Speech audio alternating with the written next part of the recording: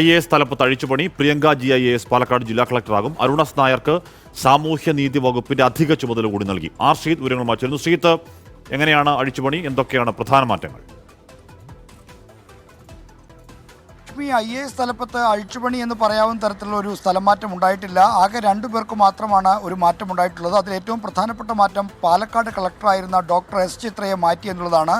2 വർഷക്കാലത്തോളമായി പാലക്കാട് ജില്ലാ കളക്ടർ പദവിയിൽ ഇരിക്കുകയായിരുന്നു ഡോക്ടർ S ചിത്ര. അവരെ അവിടെ നിന്ന് മാറ്റി പകരം അരുൺ എസ് നായരെ കളക്ടറായി നിയോഗിച്ചു. ഈ അരുൺ എസ് നായർക്ക് ക്ഷമിക്കണം പ്രിയങ്ക ജിയെ പാലക്കാട് കളക്ടറായി നിയമിച്ചു.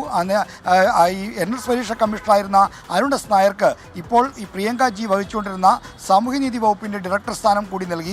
ഈ 2 തരത്തിലുള്ള അധിക ചുമതലയായി നൽകി. ഈ 2 മാറ്റങ്ങൾ മാത്രമാണ് ഉണ്ടായത്. പാലക്കാട് കളക്ടർ സ്ഥാനത്ത് നിന്ന് മാറ്റപ്പെട്ട ഡോക്ടർ S ചിത്രയ്ക്ക് പുതിയ നിയമനം നൽകിയിട്ടില്ല. അതൊരു പക്ഷേ വരും ദിവസങ്ങളിൽ അതുമായി ബന്ധപ്പെട്ട തീരുമാനം ഉണ്ടാകുമെന്നാണ് ചീഫ് സെക്രട്ടറി ഓഫീസിൽ നിന്ന് നമുക്ക് അറിയാൻ കഴിയുന്നത്.